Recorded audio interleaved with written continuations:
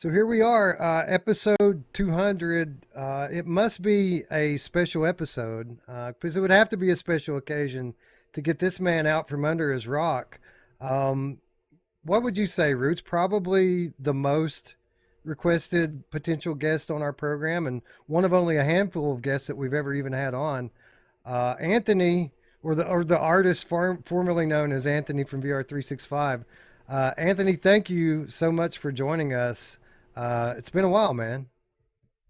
Yeah, it's been a really long time, but it's funny because I've thought about potentially being on somebody's show and just kind of talking about VR. And so when I heard from you guys that you guys were having a episode 200, I was like, huh, yeah, actually, that's a good idea. It's a way for me to do this thing and kind of just talk about VR a little bit now that I'm like so far removed from VR. And it's almost like for me, I have this like external overhead view of VR where I haven't really been paying attention to the daily minutia. And I think it might be interesting for some of the people that are like have always been hardcore VR, have never left that bubble, to Mm. hear from somebody that was like super hardcore in the bubble and then like basically was Tom Hanks, castaway, straight up castaway. You know what you are now, Anthony. You're literally Joe Walmart. We've talked about you many times. Basically, yeah, yeah. I have converted. I have converted. But I do appreciate you coming on. I mean, you're literally the godfather of our channel, I'd like to say. I mean, we all met in your chat, in your community, and it's all kind of everything we've done since then has sprung up from there. And it might seem like a small thing, because I'm not like a big YouTuber or anything now. I mean, our channel is growing still slowly, but I mean, I work in the industry now and I do a lot. I'm on bigger channels, and everything really all kind of stemmed from interacting with Roots and other people in your community. So very happy to have you on, and glad to get your thoughts on VR as it stands today. I've VR Roundtable. That was like my first, and still is my favorite podcast that I've watched in VR. And I just, I think you don't realize how much you've impacted at so many people, myself included. Just knowing you has been a pleasure. So yeah, I'm glad Can I you're look here at as my well. navel real quick? No. You can, yeah, yeah. We don't, you know, what's funny, Anthony, is like as I go further, and I actually was just ranting a little bit on the Discord about this in a sense. Like I've been playing so many amazing flat games, and I'm finding myself not quite in the same position you were at, but I've realized we're 5 years at least from where I want to be in VR with all the AAA games, and like so I'm playing all these VR mods and I'm enjoying them, but VR as a whole is a lot more hollow now for me than it was a year ago, 2 years ago. And so like I'm like struggling to find relevance and then have patience because I know that there's processes. People want to go, if we just had wanted to go from the NES all the way to the Switch, it doesn't work that way. It takes decades, and that the problem is we want decades from now VR, and it's not here, and so I go into all these shallow VR games, and there's really good ones out there, but there's a lot of shallow ones gameplay wise that just don't like the games that I've played this year flat, like some of the best games I've ever played. So deep and so amazing. And I could say that for Elden Ring last year and some of these other games. And so my problem is I'm a gamer first and a VR enthusiast second, and it's starting to become a weird situation. I guess all that being said is I'm seeing your outlook a lot more than I used to. Like I used to look at it and like when you were getting frustrated, I didn't get it. Now I do. So Yeah, well, it's interesting because like my history with video games in general is I always was this early adopter guy. Like that was like ever since I was like 19, 20, and I really got into video games. Like I bought a Turbo Graphics. It was the very first system that I actually bought with my actual money. And then quickly, like a few months later, I ended up buying a Sega Genesis. I bought a Super Nintendo the day it came out. I bought the Sega CD the day it came out. I bought the Atari Jaguar the day it came out. I bought PlayStation 1 the day it came out. I bought the Saturn on the day that it secretly came out. Well, I mean, people didn't know before it was going to come out, then they knew, and I bought it that day. And I was this early adopter guy.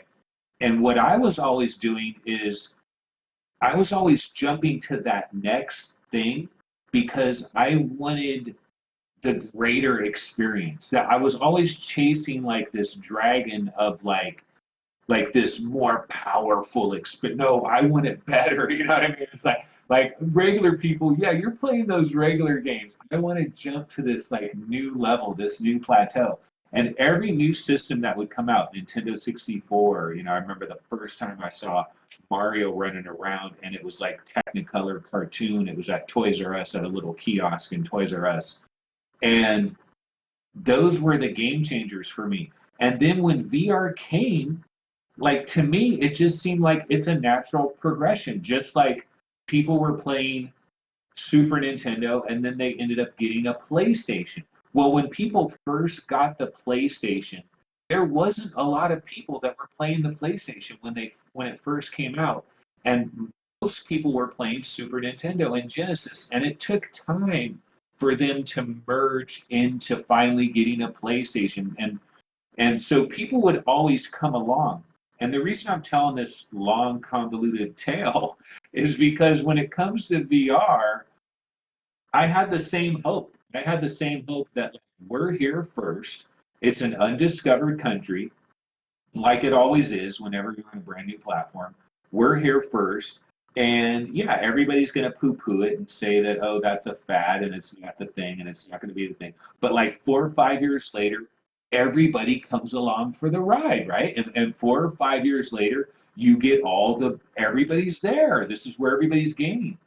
But this has not happened with VR. This is the reality. Like a lot of things are going to be said during this conversation that is not necessarily going to be positive for VR in general. But I think we got to just like call a spade a spade.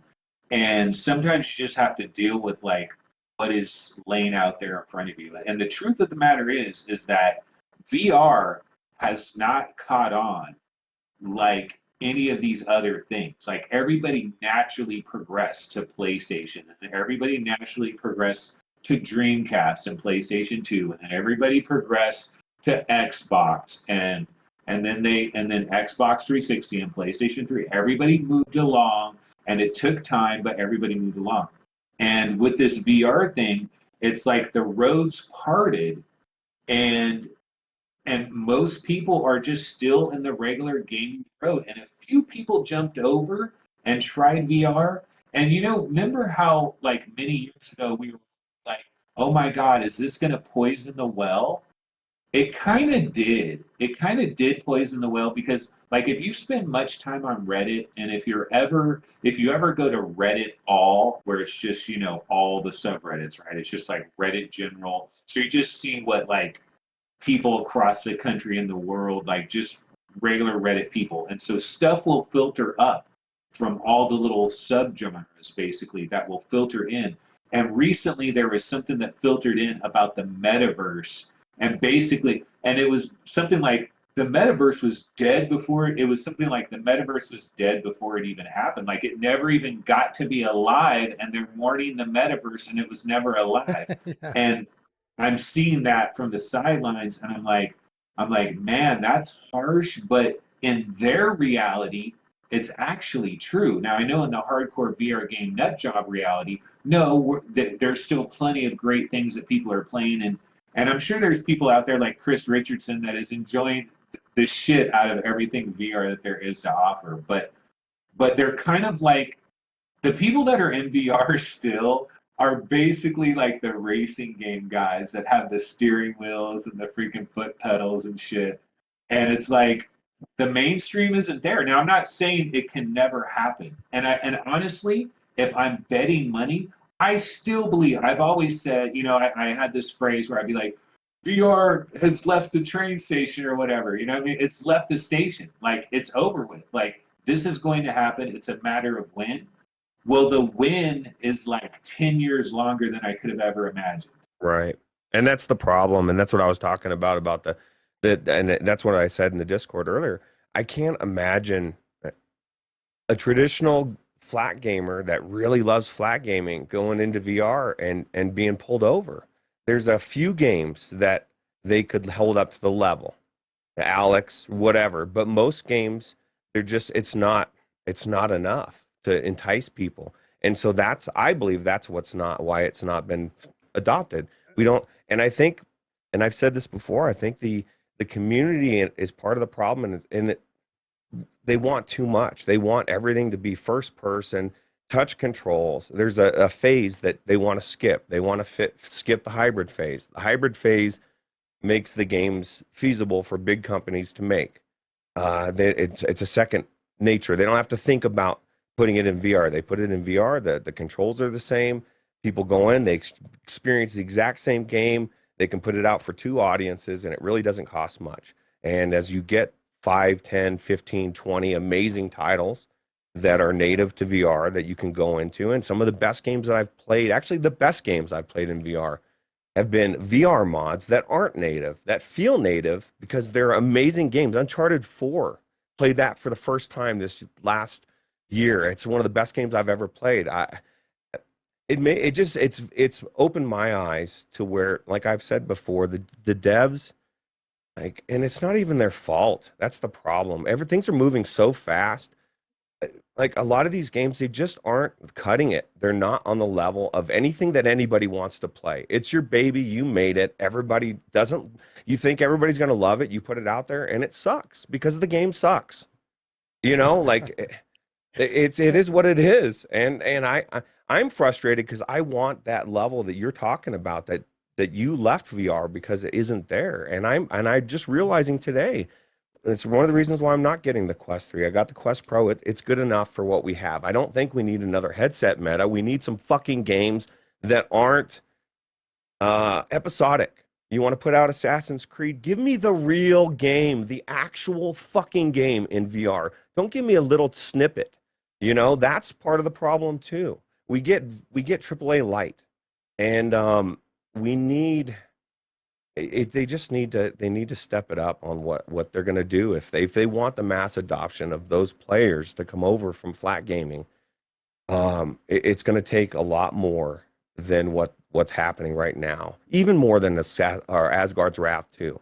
Although I'm sure it'll be amazing, it's just not on the level of like a Remnant 2, even Diablo 4, Baldur's Gate 3. These are three of the most recent titles that have just been phenomenal this year. Although Diablo 4 is now kind of garbage. So I don't know. I'm frustrated, Anthony. So I'm right there with you. I still love VR. I feel like we're further away than I would have ever dreamed to where I want it to be. And it's my personal problem. I realize that. Let's talk for a minute about why that is. Anthony, you mentioned this natural progression of going from one thing into the next thing into the next thing, from Super Nintendo to PlayStation to PlayStation 2, 3, Xbox. And you expected VR to kind of follow a same trajectory after it came out. But something happened, in that 3 to 5 year period after VR came out. When VR first came, when you bought into it, it was largely exclusively a gaming platform. But over time, Meta kind of bought and co-opted VR. And that's when the things started kind of shifting away from gaming and like more toward metaverse and other applications other than gaming. Do you think that has anything to do with why we kind of broke away from that usual progression of video game technology? It's because they're trying to make this into more than just an entertainment device. Yeah, I mean, I don't think that, like, what is the key problem is really what this all boils down to. And like Ruuts was talking about, it's that we don't have like real games, we don't have the real experiences. And then so he's saying like a better idea is let's have regular games and just kind of retrofit them to VR because that's where we're at right now, and we just deal with that. And then you're talking about how there's too much of a focus on maybe non-gaming. Maybe that's a problem.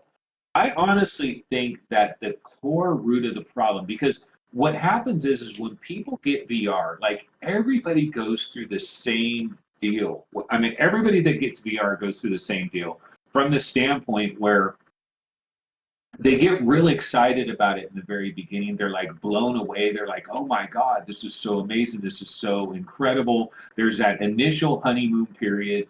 And then what happens is over time, you just start using it less. And when you think about it that way, the true reality is it's just not effing compelling enough. That's just the bottom line.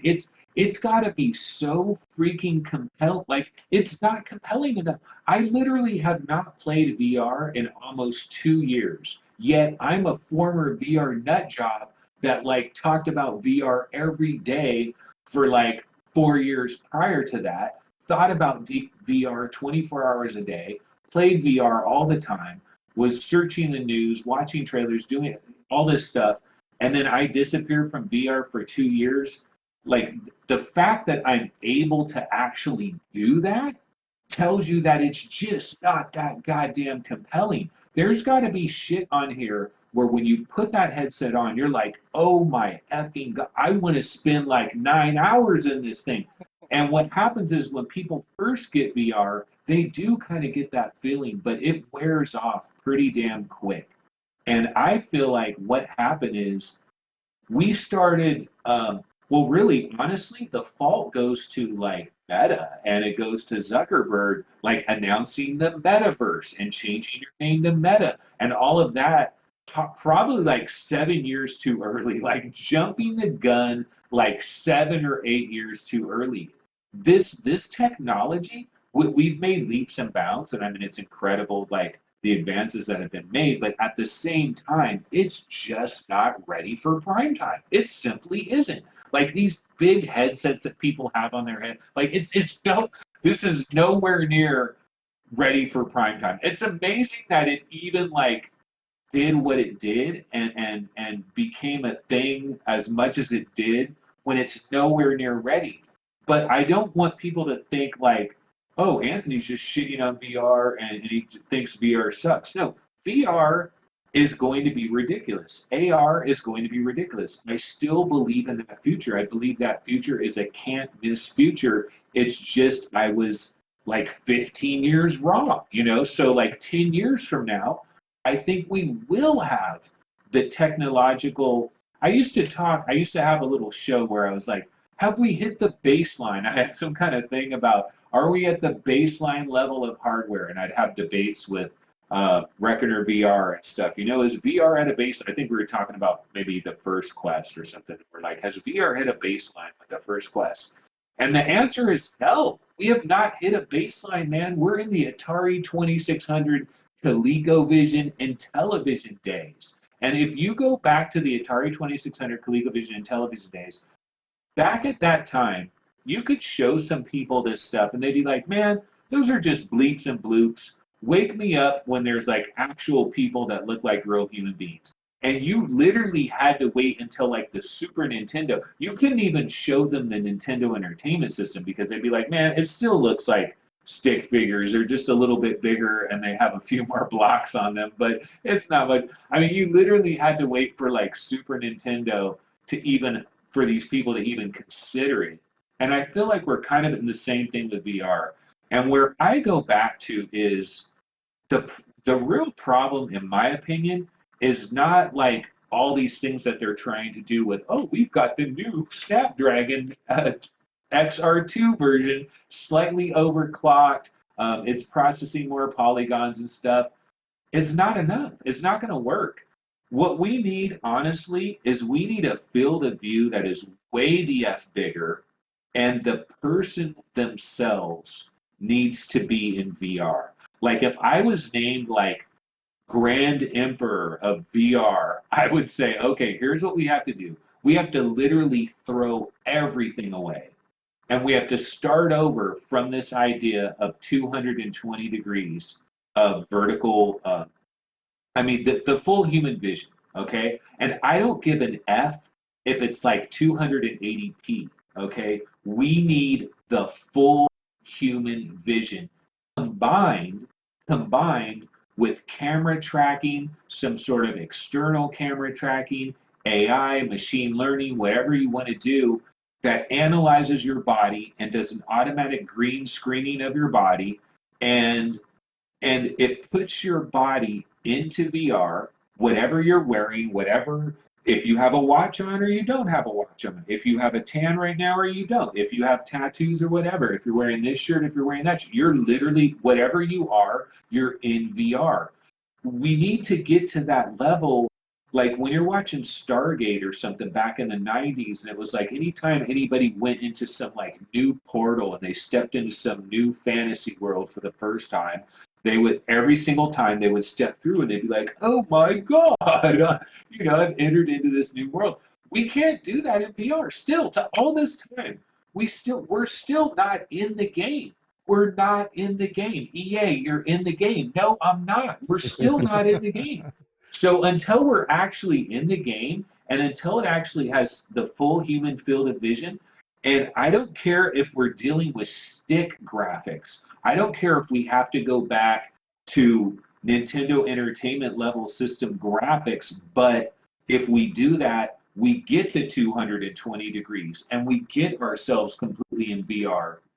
But that'll be the true immersion. And then you build from there. So I kind of go back to like what Gabe Newell, like back in the days, he was saying, no, you've got to keep pushing this technology before you like settle in and say, oh, this is okay now. And then now you're going to iterate from this where you're not even there. We're not even there yet. So we hit this thing where it's like, oh yeah, let's settle down. It's nice and calm. This is comfy and cozy. And now we're going to build games in this little crappy environment. We haven't even hit the technological level that we need to get to.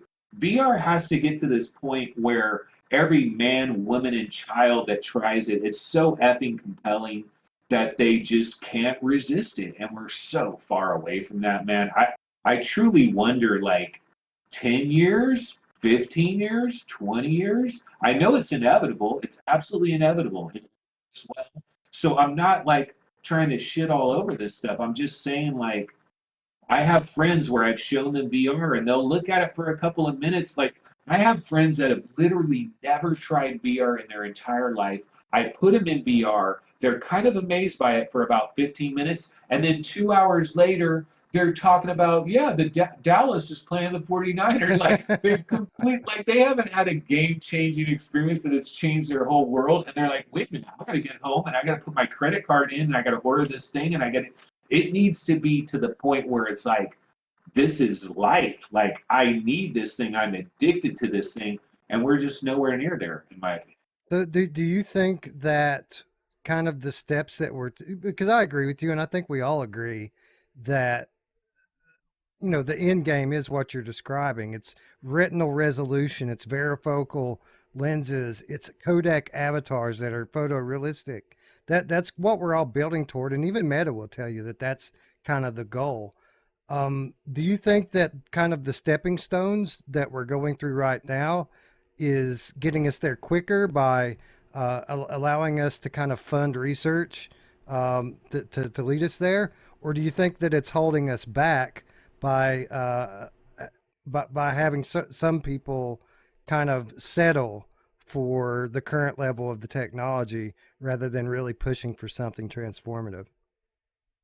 I think it's both of those simultaneously, which is the problem. Like Meta has done the most for VR, but it's also hurt VR the most in certain sorts of ways where Agree. it Totally. has, yeah, it has created this baseline standard that's good enough. And see, the problem is the Quest 2 was just barely successful enough, just barely successful enough that it made them think that they're on the right track and everything's good with this. And so now, one thing I will say, I did see like, I saw Mark today. I watched some of the Connect. I didn't see the entirety of the whole thing. but I saw a lot of it. And the one thing that I am excited about to a slight degree with the Quest 3, the thing that I'm most excited about, and this is another problem that I was going to bring up, like VR has problems. There's a lot of problems. For example, I've moved to this apartment. I'm in this apartment right now, and right up there is a ceiling fan. My other room has a ceiling fan. I have this other little bedroom, but it's got like a slanted roof where, like, if I was playing something and going like that, I could smack my controller against the roof. And so basically, I've all like every single room in this apartment is not designed for VR. And I can remember in the very early days of VR. Do you guys remember when Strauss Zelnick for Take-Two Interactive, the head honcho of Take-Two Interactive, you know, Grand Theft Auto, 2K Sports, blah, blah, blah, he said, VR is never going to work. And he basically said people aren't going to dedicate a room to this. That was one of his key phrases. And you know what? Dude actually nailed it. He actually nailed it like 10 years early and dodged all those like Microsoft. If you want to give somebody an award, like, let's be real, let's be honest. Do you know how many billions and millions of dollars that Microsoft has dodged by not investing in VR in a major way? And it honestly has freaking, like, they've been rewarded. Like, they called it right. Like, everything's worked out for them. Okay. But in regards to this room thing, back in the days when we first saw the Qualcomm XR2 and they had those Qualcomm commercials, and it was like scene recognition and understanding, and you know, it had the kid running up the stairs, and it was like he was in Vanishing Realms. You know, he's in like a role-playing game in his own house, and he jumps onto his bed, which is like a thing in the role-playing game. You know, we saw those commercials years ago. And this Quest 3, they were showing that you know, it's going to kind of map your room and stuff. Yeah. But my question with that is like, okay, like I'm interested in seeing that and how good it is, but that is really key.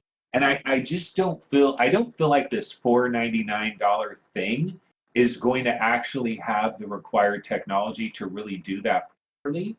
But I do believe that is a huge part of the problem, is that you can't just be free with VR. Like, I have this big ass TV right here, and if I start playing VR in this room, it's going to be so easy for me to potentially smack this TV. So for me to play VR in this room, and I've done it before. I did, like, when I first moved here, I played VR occasionally in this house a few times.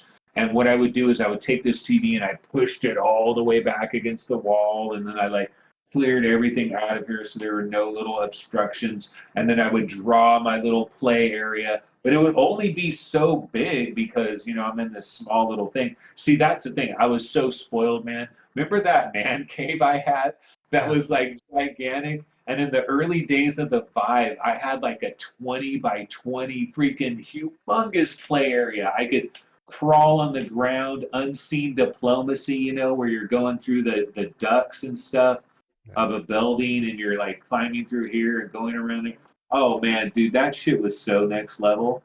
But that was a huge ass play space. And so now I'm in this situation kind of like Gary in his little garage in the back, you know, that you can he can play in. He always had this super small space, and I'm in that sort of a situation here, and it just doesn't bode well for VR. But if we really do have headsets that can truly understand your rooms, and here's what I think they need to do, though. I think they need to go way beyond just having the headset like look around at your room, you know, and it puts a mesh over everything. Like, that's great. Obviously, that's the first step.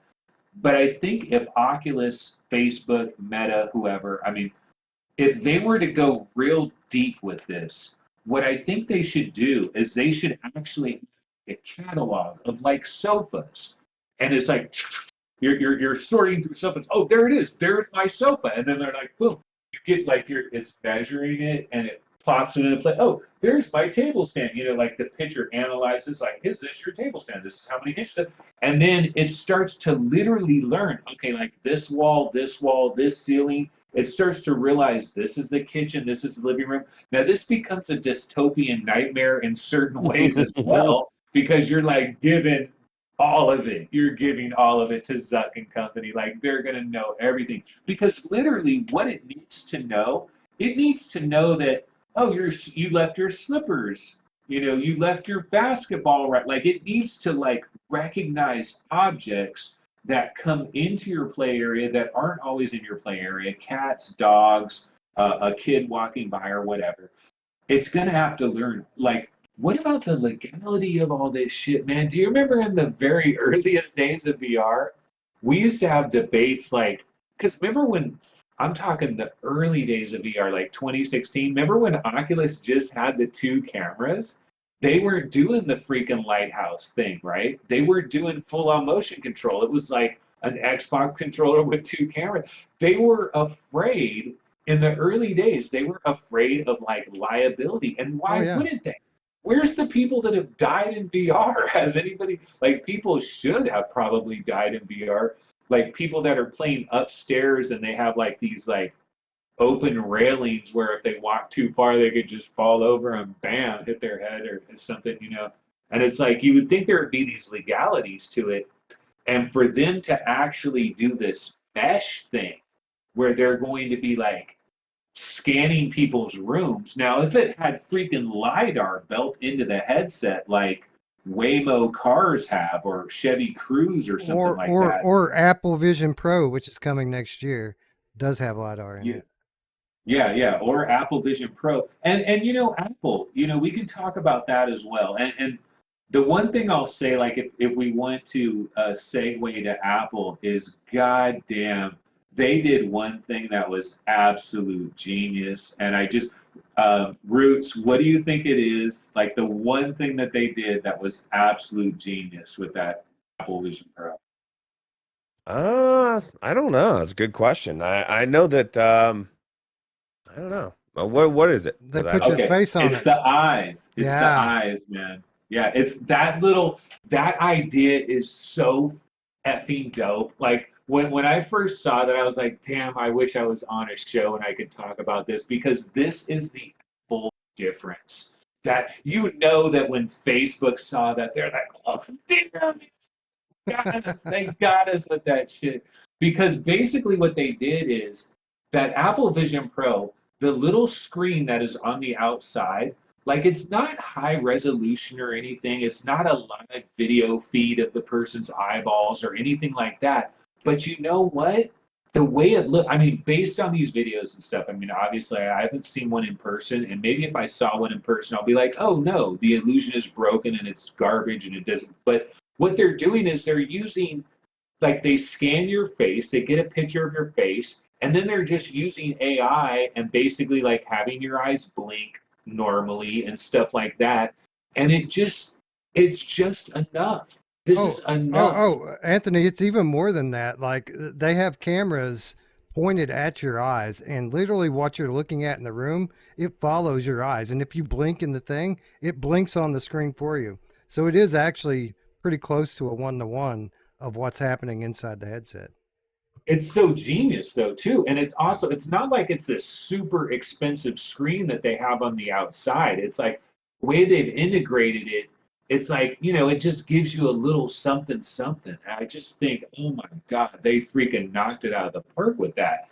And then in terms of like the actual quality of their screen and like the quality of the pass through, this is the other thing. Let's talk pass through, ladies and gentlemen. Like all these pass through advertisements that you see with Meta where they're showing like, oh, that all of a sudden you've got Magic Leap 2 up in your Oculus Quest, Dr. Gorge's coming through the walls and shit, right?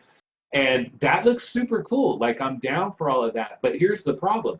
Not everybody's living in a place that has freaking lights on. Like for that shit to look that good, your lights need to be bam, like low, like I mean, like try having some cameras on right now in my room right now with the amount of light that's in here. It ain't gonna look nothing like that. That's the problem. Is like I just don't think we're there. I don't think Apple's shit's gonna be there either, but it's gonna be a hell of a lot closer. But it's 2,000, Yeah, 3,000 or whatever. this is why I think we're making a pretty big step with this generation that we're just about to enter, and it is the mixed reality. And 6 months ago, I would have told you that all this AR MR stuff they're doing is just a gimmick.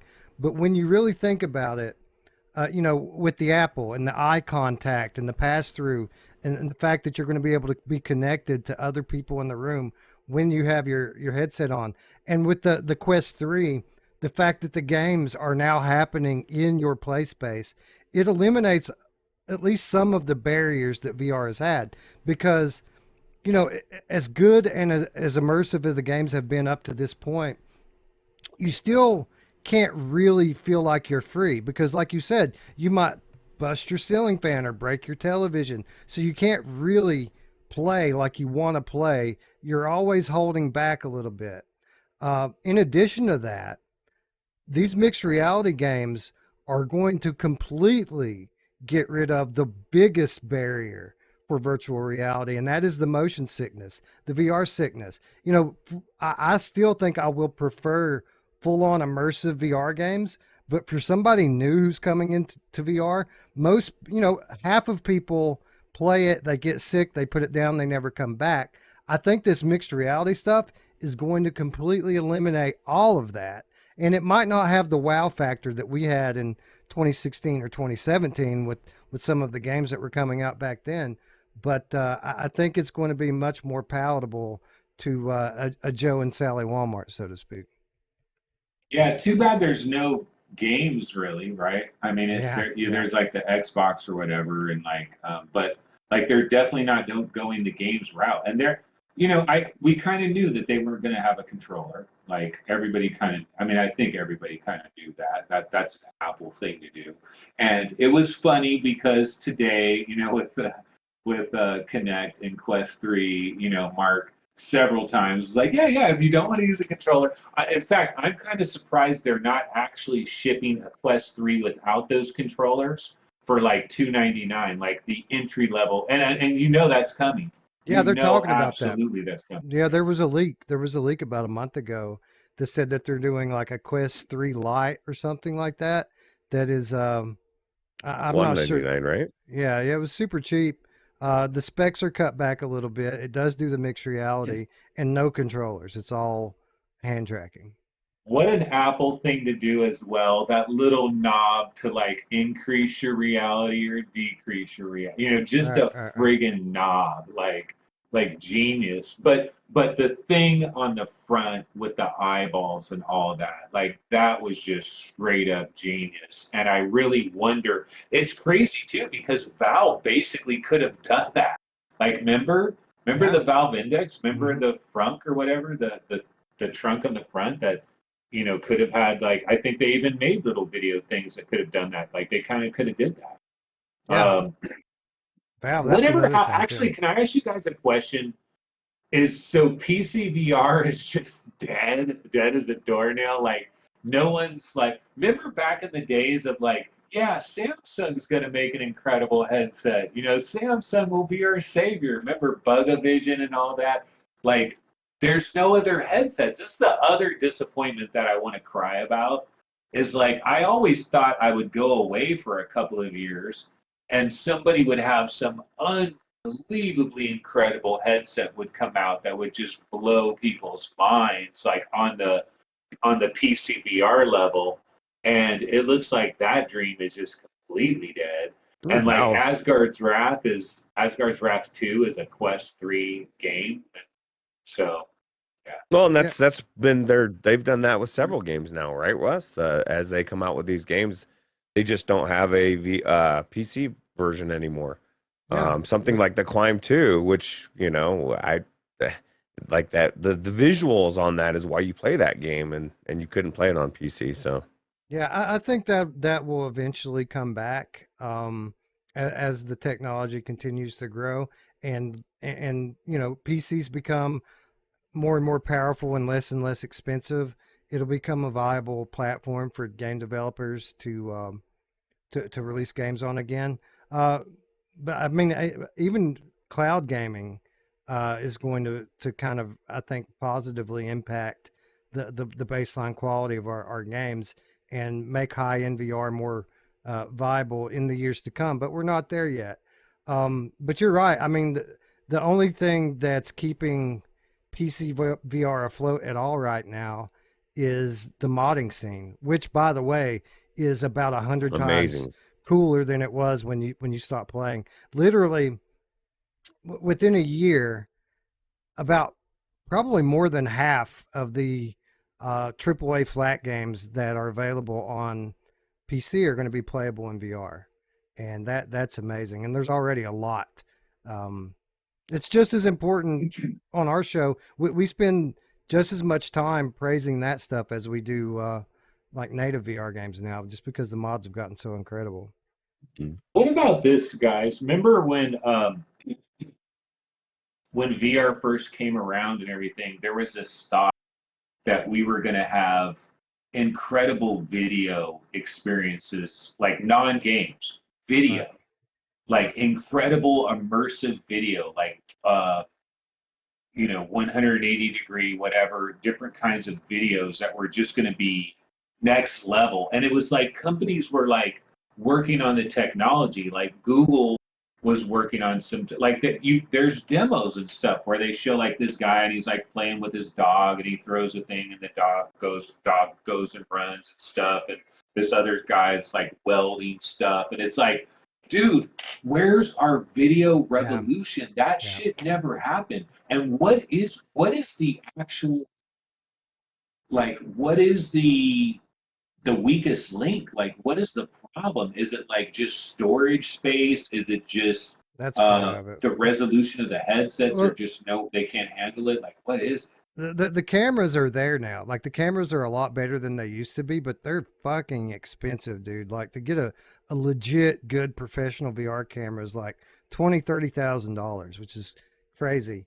But you're right. And by the way, Roots, what he's talking about here is prawn. Just Oh yeah. just so you know. No, I'm actually No. not though. I'm actually not. But prawn is important as well. And I don't know what's gone. Like I remember the prawn that I saw back, years back, and it's not like it should be at a level where people put it on and it's like, oh my God, divorces have increased by 50%. We're not seeing that yet. Like it's not there yet. Like We're getting there. yeah, I don't know. They're gonna be putting the lady in your bedroom within the 6 months probably. So I that's a think what big you step. said earlier, Anthony, is key as far as form factor.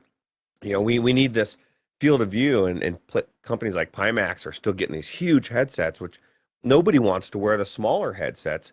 Friction is real. That's usually what keeps me from getting in the headset is just putting it on, you know. Although the Quest Pro is very easy to put on and it kind of slides on really good. And so I getting it to a point where you don't even feel like there's a headset on. The big screen headset that sadly it's Bradley is always raving about does that, and I think they need to work on this form factor as well because it's right now even the Quest 3 I think is probably without Well, wearing yeah, it too heavy. you see the Quest 3 videos that they have, right?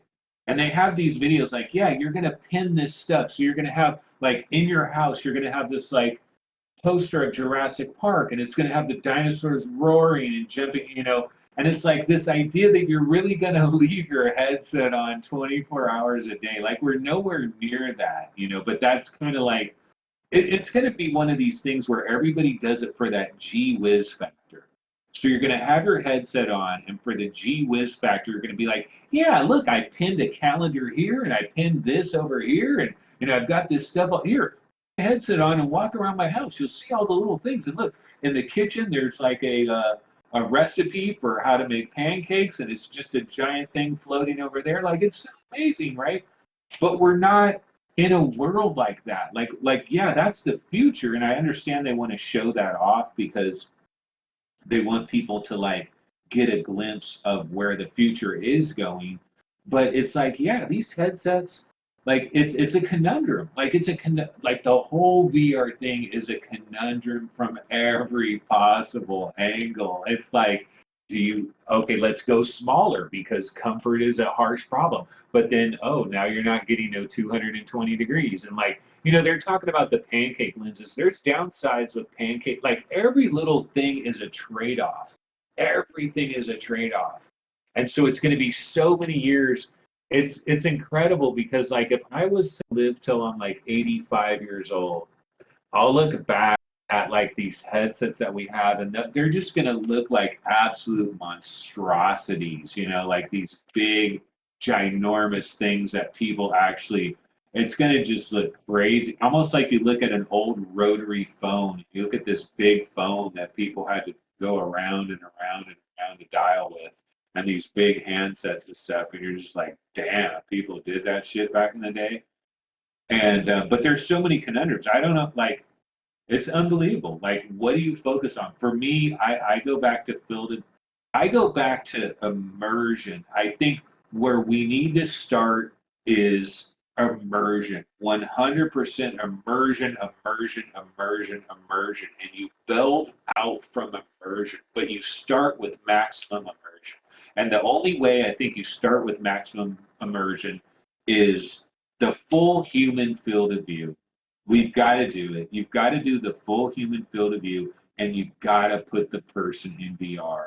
And if I was king of the world, I would be like, these are the two things that we must do: full human field of view, put the human being in VR. I don't give a damn if everything looks like combat from the 2600, Atari 2600. I don't care if everything looks like an Intellivision and ColecoVision game. Let's start there, and then let's improve from there. But they'll never do that. And so we're going to be in this weird thing where it's like we kind of need to throw this entire VR away and start over from scratch, but nobody's going to be willing to do that. But then VR is never going to gain any kind of real mass adoption because unless we completely ditch all of this and damn near start over from scratch, it's not going to work. Facebook, like, here's something I really wonder, because like I have Facebook stock. I bought Facebook stock a long time ago. And I wonder, like, long term, because Zuckerberg, when he first started talking about this whole thing, when he bought Oculus for $2 billion and the whole deal, it was like a 10-year plan. Dude, the 10-year plan is damn near over with, and we're nowhere. They're nowhere near a billion people in VR or like actually real profitability or anything like that. And at some point, like today, the stock was down. Like I'm really into stocks and stuff. I watch stocks a lot because I'm like I'm close to potentially like an early retirement. I'm trying to shoot for like there's this thing called FIRE, financial independence, retire early, and I'm into this whole thing, and I'm like doing portfolio shit, and like everything was green today except for Meta. And I was thinking it's because people are being reminded they're dumping billions of dollars into VR, and like the real investors don't get, like, they look at all this VR stuff as just a giant money pit. Like that, all they see is like, oh my God, this is like Zuck is just wasting so many resources. He's wasting so many billions. And my worry is the sales of these things, like, is Quest 3 gonna, like, are people gonna run out and buy Quest 3? I don't think so, because I think it had the Quest 2 moment, and that was the effing moment. And it didn't, and it like kind of did a thing, and then it kind of faded out. And you've got little kids that are still in a Quest 2 and stuff, but are they all running up to buy Quest 3 for $500? And is mom and dad ready to kick out $500 when they just bought him a Quest 2 a couple of years ago? And Timmy lost his freaking controller and they had to buy it. Like, can you even buy individual controllers? You probably can't. Like, the way they do this shit is like, if you lose your controller, you damn near need to buy the whole entire thing all over again. Just fix the fucking controllers, Valve. Come on. No, just have control. Like, dude, Sony, like, even Sony doesn't do this probably too with their PlayStation VR. Oh, dude, you have no idea. You have no idea. My co-host Brian on PSVR Without Parole, his fucking PSVR 2 died within a month of him getting it. He sends the thing back to them, and they never even email him to tell him that they've got it. 3 fucking months go by. He Oh keeps my calling God. them, and what happened was they lost his headset. They straight Oh, up lost it, and he just now got a new one for it. But yeah, you're right. It's unfucking believable. These customer services, no, crazy. but why can't these, like, even if the controller costs $99 for one brand new left-handed controller and $99 or even 149 or whatever, just effing do it. Just make 10,000 of them and have them sitting on the side. Why does someone have to buy an entirely new headset or go to eBay to find somebody that had their controller stolen and all they have is the left controller now? So they're selling a left controller and that's what you need. So it works out perfectly. Like, dude, do you know the Quest 1 controllers? At one point in time, dude, you could sell a Quest 1 controller for like a working one for like $90, $100 on eBay because you can't buy them nowhere. And somebody that would be like, well, I'll pay 100 for that just so I can have my thing working again. And it's like these VR and like still are there gift cards for the Oculus store There after is, 25 years? Oh, there is? Okay. there is now. Yeah, Okay, there yeah. is. They're Chalk up finally one coming little up. thing in there. Yeah, they're finally coming around to those little quality of life upgrades, Anthony. After 5 years, or I guess 7 years, right? It's So, crazy. so my kind of question to you is then we're all kind of on the same page about where it's going, and I don't think too many people in the know um, really doubt what where it's all going to end up. There's debate about how we get there and how long it takes.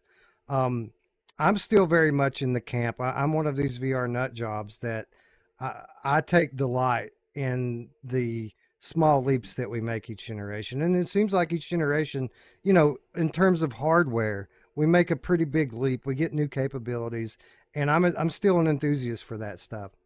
Is there any kind of feature that's going to pique your curiosity before we get to that 220 field of view with codec avatars? Or are you going to try out, Quest 3 generation or Apple Vision Pro or any of this Apple. stuff? Or are you just not even interested at all in it?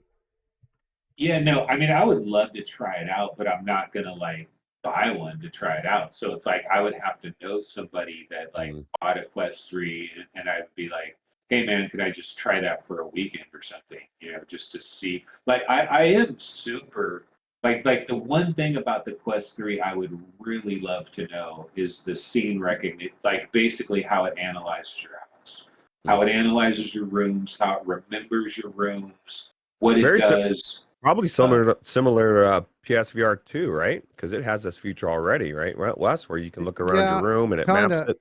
But the meta, I think, is going to be even more advanced because they're using like some AI with it and like spatial recognition. It's got that 3D depth sensor on it. The PSVR doesn't have that. Mm. And it kind of goes back to what you were saying, Anthony, because they were worried about liability. Even a year ago when they put the Quest Pro headset out, initially that Quest Pro had a 3D depth sensor in it. They ended up removing that because they were worried about liability because you can literally use that thing to see through people's clothes and see what they look like naked. But Anthony's getting a Quest 3. here we are 6 months later. 6 months later, we're getting Quest 3, or 9 months later, whatever. We're getting Quest 3, and they've put that back in there now. Like, it seems like as time goes on and on, they're less and less worried about infringing upon people's privacy. Yeah, yeah. I mean, it's going to be interesting. I also the pass through. I would love to. I mean, I'd love to try it. I would love to. But honestly, like looking at the graphics of Asgard's Wrath 2, and like yeah, it's got better technological capabilities, and they're improved. They showed like video of saints and sinners, running side by side, and they showed more zombies and stuff like that and stuff. And it's like, yeah, but it's still see it's the conundrum of like it's mobile power, like even if you have the most powerful PCVR known to man, you're still not seeing photorealism anywhere. Right. You're closer and you can kind of like pretend you're in photorealism for brief periods of time, but you even with that you don't have photorealism. So So how are you going to get it with a mobile chipset anytime in the near future? And then it's like, oh yeah, well, what about the cloud? You know, it's just gonna like everything's gonna be running in the cloud. And we're gonna have five. Remember, we used to think, oh yeah, it'll have a 5G modem, and they'll just be beaming shit into it, and it's gonna be incredible, and the graphics will be just totally next level. And they'll be, this is where the video revolution happens as well, right? Because of like the gigantic amounts of bandwidth that it would require to have a full 360-degree video of NFL, where it's like, I remember Intel back in the days. I used to run this, these trailers that everybody runs in the background, right? I would always run this trailer of Intel where they were going to have all these cameras around NFL stadiums, and they were going to create this like incredible 3D vision of NFL games where it uses like AI and all this stuff to stitch all these camera views together, where you can like we rewatch an NFL game and literally be anywhere and be like sitting like 5 yards behind the quarterback when he hikes it. And he, drops back and he like gets right beside you and he's throwing the ball, and it's like freaking photo real, crystal clear, 4K, whatever, everything. But I don't know, man. Doesn't seem like any of it's really happening. It's like, I don't know. I mean, there's cool things that are like, what is the best VR game? Is there a killer app? Like in all these years that I've been sitting on the sidelines, there isn't even anything where it's like, God, I feel crunchy because I don't have VR. Where's San Andreas VR, goddammit? Yeah, for real. I thought they were going to announce that today. Maybe. Yeah. What about the nice. Assassin's Creed? Like, I saw a couple I just saw the clips that they showed. Is there actually like detailed trailers for this new Assassin's Creed? That, like, really breaks right it here. down? Right here. Yeah, Oh, okay. Yeah, and for what it's worth, some people that have been kind of negative on the prospect of this game have recently played it, and they haven't said a lot, but what they have been able to say is that it was way better than they thought it was going to be, and they were relatively impressed with it. So I'm starting to become a little bit more bullish on this game. We don't have long to wait. I think this is coming out in less than 2 months. So Is we'll there know a soon enough. PC version at all? No. Not that we know of. Not right now. Yeah, just- so is these graphics that we're looking at are supposed to be Quest 3, basically? Yeah, this is Quest 3 graphics. That's right. Which So I mean, have you ordered? you gotta admit are you gonna? that's not bad for a standalone. It looks pretty decent. Yeah, yeah. I mean, there definitely is improvement. I mean, you can see an improvement. Again, though, it's like you want to actually have the headset on and really see it yourself. Like Right. the problem with all these things is like they try to make it look so good. So, It's like the Big Mac in the commercial, right? With the fluffy green lettuce and the juices yeah, running exactly. out. Right. Here's the thing, though. If you make the gameplay compelling and fun enough, it doesn't need to be the best graphics in the world. It'll immerse you on the gameplay alone. That's why Uncharted 4, even though I had to turn the graphics down some, because it's a VR mod, the gameplay, the story at AAA, the amount of money that was poured into that game is so deep and so amazing. Like, how can I can get excited about this game, but I can't get that excited about this game because how deep is it going to go? I'm pretty sure it's gonna be, a taste of Assassin's Creed world. And Right. for me personally, I'm not hours. looking for a taste. Well, okay, yeah, 10 hours, but how deep of this gameplay? I want the actual game. That's my thing. I'm tired of people or I guess we're at a step. We're not at the point where this is, we for many years we had, wow, this is the closest. This is the Assassin's Creed of VR. This is the Spider-Man of VR. This is the blah, blah, blah of VR. Now we're actually getting Assassin's Creed in VR, but how deep is it?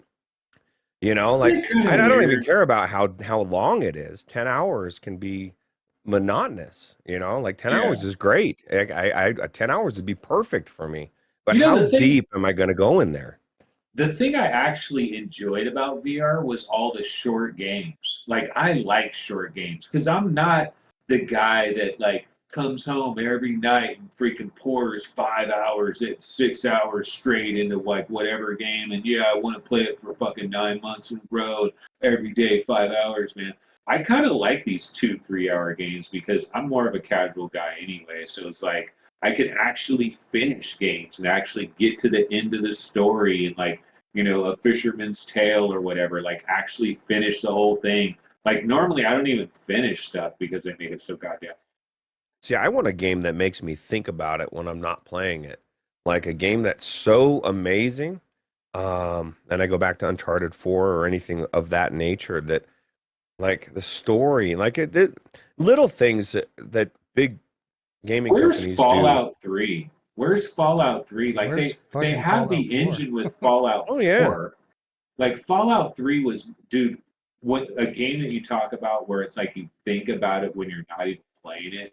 For me, it was Fallout 3. Oh my God, 2008, 2009, whatever on the Xbox 360, Fallout 3 was like that was my jam, bro. I built a freaking killer ass PC just so I could play a modded version of Fallout 3 with all these high res textures and everything, with the streets looking freaking incredible. Because for me, it was like walking around the wasteland and just the vibe, just like the howling winds, just like the music, it's just kind of playing in the background a little bit, just wasteland shit. Because dude, Fallout 4, I'm a Fallout guy. Fallout 4 was it's not a good game. It's just not like Fallout 3 was such a better game, so many angles in my opinion. And it's like I guess they've never did it. It's just free money, but I guess they never did it because like the installed base just isn't there for them to want to do it. Like again, everybody did not come over to VR. Like we all moved to PlayStation, we all moved to Nintendo 64, we all moved to Dreamcast, and eventually everybody kind of moved along. But VR, people kind of moved one foot in there and then they jump back out. Now they're just playing PlayStation 5 and Well, shit. what's the difference in those scenarios though? Like each one of those was a step up in fidelity and gameplay. And in VR, you went into these experiences, but you got to give me more than being in there. Like I need to do something when I'm in But this being in experience. there is pretty fucking amazing. Well, it But is. the difference though is every one of these things you were sitting on a couch with a controller. This is fundamentally different. And like some people just like again, some people like I've gone back and forth in this idea. Do I really want to stand all the time? Or like I Oh, remember in VR, I play seated. what were you I saying? I play seated 95% of the time. Me too. I don't stand up in Yeah, VR at all. it's funny because in the early days of VR, it's like, no, man, I want the immersion. I want to be standing up. I want to be in VR. You know, I'm holding this shield. I'm holding the sword. My boots are on the ground. That's VR. And then, but I've come around to this argument of just being kind of lazy and being like, nah, man, I don't want to do all that. And I will say this, like, if you go back to the Meta, I mean the Meta 3, the Quest 3 headset with the play pass through, right? And like this idea that you could be playing like a risk game, you know, with a bunch of people, Yeah, like there, okay, see yeah. that, like that board game, like Co-location. that is, It's called yeah, yeah. co-location. Yeah. Can you do that? Can four people be wearing Quests and they could Yes. all sit around? Like, are we Yes. there yet? Yes. Yes. You can Okay. do that in Demio now, which is incredible. You don't even need your controllers to do it either. Like you can four people stand around a table with Demio all over the table, and you can just use your hands to move the things around and pick the cards. It's pretty good from what I hear. Cool. But no, I will say this. You know, I get the source of your disillusionment, and I'm with you. I wish we were further along, but I would be remiss if I didn't say you are missing some stuff. It isn't where we'd like for it to be, but Resident Evil 8 was pretty fucking amazing. Gran Turismo 7, pretty fucking amazing. Vertigo 2, absolutely great. And then the mods are incredible. I mean, they just did Far Cry 6 in VR, which is we're going to be playing that pretty soon, but I hear it's great as well. You are missing out, you know, on What some about stuff. PlayStation VR? PlayStation VR 2, really quick, dude. I have, okay, so sometimes when I go into Reddit on one of my browsers or something, whenever I would click on Reddit, it would always go to the PlayStation 2 subreddit, and it still does that. So sometimes, like, I'll be doing something and I click on that, and boom, I'm in the PlayStation VR subreddit, and I'm like looking at the things that people are talking about, And I'm like, God damn, this is so sad. Why did Sony do this again? Where they like freaking bring out a platform and then don't follow up with the effing software. It's like, Yeah. why are you guys doing this? And like, where people, it's one of these things, I remember it back with the Nintendo 64 so very well. Dude, in the first couple of years of the Nintendo 64, there literally would be like 3 or 4 games a month, and that was it, bro. And you better enjoy one of those 3 or 4 games because you weren't getting shit other than that. And so it was like you were so desperate for every little game. So you put every little game on a fucking pedestal. And a lot of times this stuff seems to happen in the PSVR subreddit. There will be all these people making like, no, this is a good game though. There's this one good game though. And it's like, dude, when are we gonna have a smorgasbord of like some heavy hitters? Like honestly, there really is some responsibility here on Sony and on Meta. Where's the effing killer app? Where's like Ruuts talking about Uncharted 4 and VR? Where's the real Uncharted VR?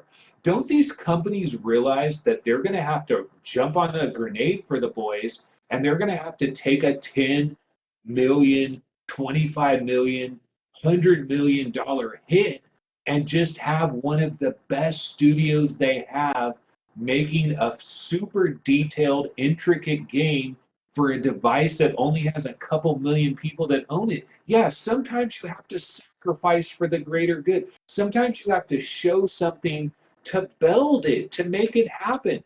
You know, Doom came out of nowhere in 1993 and it sold a lot of effing systems. And Super Mario 64 sold a lot of effing systems. And sometimes you just gotta have a killer effing app.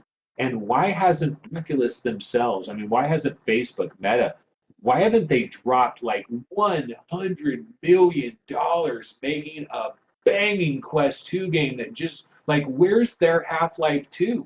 Where's Sony's Half-Life 2? Like, just one that, like, we don't have one single game that is a can't miss, like, 100% recommend. Like, even Half-Life 2, you can't even say that about it.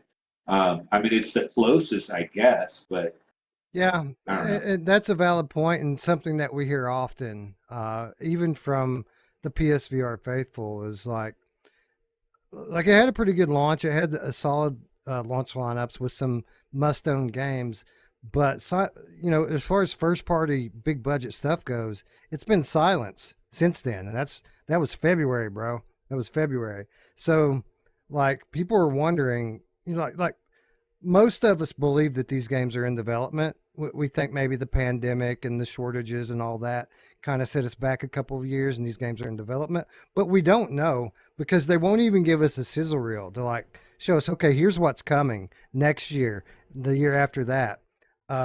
So there's this kind of debate: is it, are they drip feeding us on purpose, or is the Jim Ryan era just full of ineptitude? Because you know the flat gaming is seeing a similar silence with regard to what's coming. So I can agree with you there. I will say this, Roots, you probably don't even know this yet. Jim Ryan announced today he's stepping down in March. So we're about to get a new regime in at Sony, and I really I hope it did brings not know about. that. Yeah, yeah. Hopefully it Wow. means hopefully it means good things for us PlayStation gamers because we want to know what's coming. We need more It's games so, like this. Resident Evil 4, come out with a mod with the controller. I believe it should be standard. You have a new game come out, flat game, they should have a VR mode coming with it. Start stacking these fucking libraries with amazing AAA titles that sure some people are going to poo-poo it and say, "Oh, I don't have touch controls. I don't want it." Well, bye. I do. I really want it. And I think you get 20, 30, 40 amazing titles, Resident Evil 4 remake or whatever on your platform. You'll start to entice these flat gamers to come over. They want to play their games in VR. They don't want to come over and play a different version, a light version of it. And I, But I, I really but think Roots, that but you that's can the climb, problem. Roots. You can climb Oh with your yeah. hands. Yeah, I can climb. I can look at my hands. I can, like you can do it all. And so people in the flat gaming they believe VR is a gimmick because the games when they go in there, and this is what happens, they come over to VR, they're blown away for a little bit, then they start to see that these games are pretty shallow, and then they put it on the shelf and it collects dust, and they go back to Remnant 2 and Baldur's Gate 3 and these games that had hundreds of millions of dollars poured into them. It's all about the money, right? So I just feel like these hybrid games are the way to go for short term. I'm not Prey saying we Dog. won't don't yeah, Prey, and Prey that's Dog that Universal 3D Injector coming soon to a PC near you. yeah, so you're going to be able to inject. I think they've got what 500 over 500 games tested, It's Wes, that around will work 500, with. yeah. Yeah, basically everything on almost everything on Unreal Engine 4 and Unreal Engine 5 will be playable in VR on PC shortly. And it'll be free. And yet, well, we're running out of time, Wes. They said before the end of the year. We're now into October almost. Yeah, well, there are reasons behind that, and we can talk about that privately if you want, but it's coming. Cool. That's what gets me excited, Anthony. That because I right now that's my disillusionment with VR is like I can't get the VR game that I want out of the developers that exist right now that are building from the ground up. I just can't. They don't have the resources, the time. They don't have the inclination. So I'm forced to go play all these amazing AAA games VR modded if I want to play any game with amazing depth to it. And I guess it's a good problem to have it that it exists, but I'll say this now: if the modding scene wasn't as good as it is, I might have walked away a year ago. As like I've been struggling because I just want to play amazing games in VR. I don't. A lot of the games to me they're boring. I go in and I'm just like, I don't know why I'm even in there. Well, I know why I'm in there. I'm in there to talk about it for the show. So if I wasn't on a show, I wouldn't even be in there at all. And so it's just a weird place to be. Yeah, VR is a trip though. I mean, man, I remember because I've been out of VR for so long. And I remember there would be these VR games I would go into where like um what's that one game where it's almost like you're skating but you're like going way up in the air and shit and then Jet Jet Island? Island? yeah, Jet Island. Yeah, I would be in that game and like I'd just be doing some shit in that game and it's almost like you're in a dream. Like you're having like a real dream and you're just like have you ever done that where you're just thinking like the deepest thoughts and for like 35 minutes you're like having some super deep ass thought about life and everything because you're just like in this weird VR state. And I haven't experienced that in so many years. Oh, It's actually I'm kind of like sad. you need to check out Neos, which is kind of it's a social platform on PCVR. Um, and now, when I say you need to check it out, you need to have someone show you it. You don't need to go check it out on your own because it's super complicated and technical. But literally, Neos can do anything that your imagination can come up with. You can do it pretty quickly in Neos, and I was very impressed with it when I was shown it a few months back By Skiva, by right? Skiva. Shout out Skiva.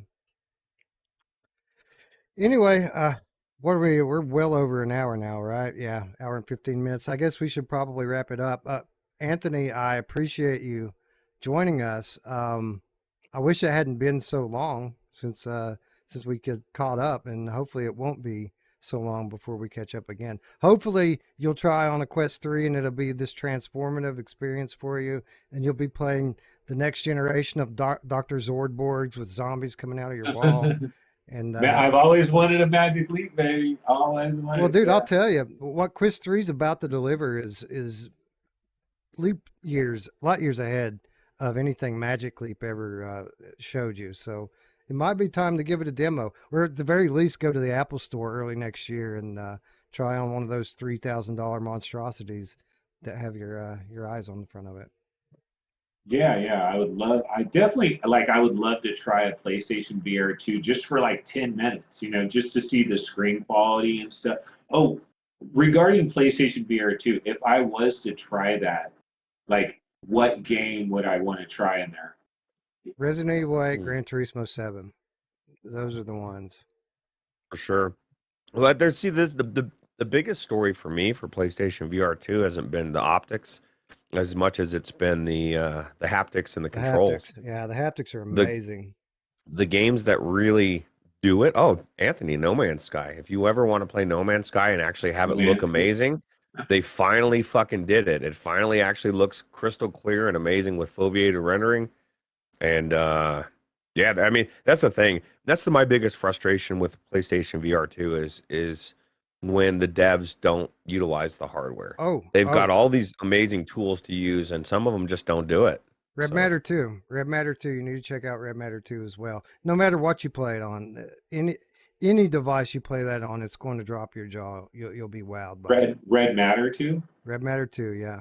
Yeah, it's really really amazing. Yeah, Vertical Robot. I mean, I was down with Red Matter from the beginning, man. I thought Red Matter was so dope the first time.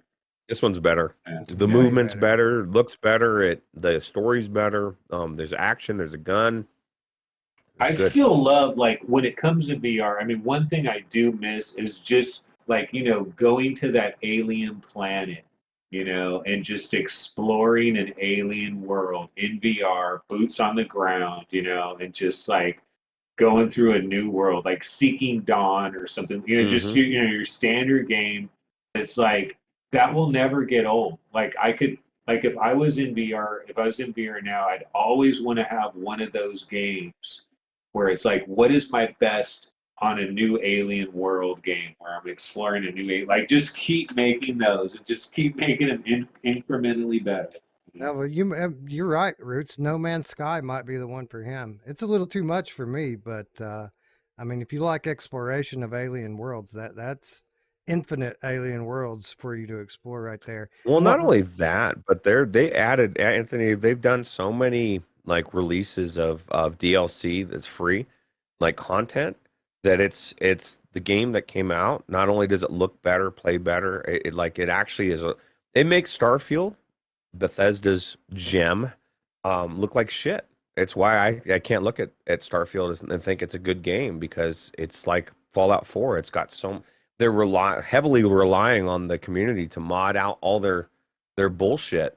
I think Bethesda, to me, is becoming one of the most in my mind, one of the most laziest companies on a release that I've ever seen. But I don't know. That's probably recency bias on that game. And then after the Prey Dog mod comes to PC, you'll probably want to go play Returnal in VR. Have you ever played Returnal, Anthony? No. My son does have phenomenal. a PlayStation 5. Yeah. Phenomenal. I should tell him to pick it up. Returnal. It's one of the best games I've played. It's a shooter. It's a roguelite. It's just the story, everything about it is alien world. I mean, that's one of the most alien worlds you'll ever find yourself on, and it's so immersive, even on a flat screen. It's the only flat screen game that has held my attention for any amount of time since I got into VR, and I played it for over 100 hours and beat it on PS5 because it just playing retro games, bruh. Seriously, I just play like freaking Super Nintendo and shit. That's where I was at. That's where I was exactly where I was at before VR. Contra 3, the Alien Wars, baby. That's my jam. Anyway, thank you for joining us, Anthony. Hopefully we talk to you again soon. And I don't really want to throw it back to those jerks, Roots, the future rude jerks, Wes, but I guess it's time for us to do that. Hey? Yeah. All right, guys. Thanks so much.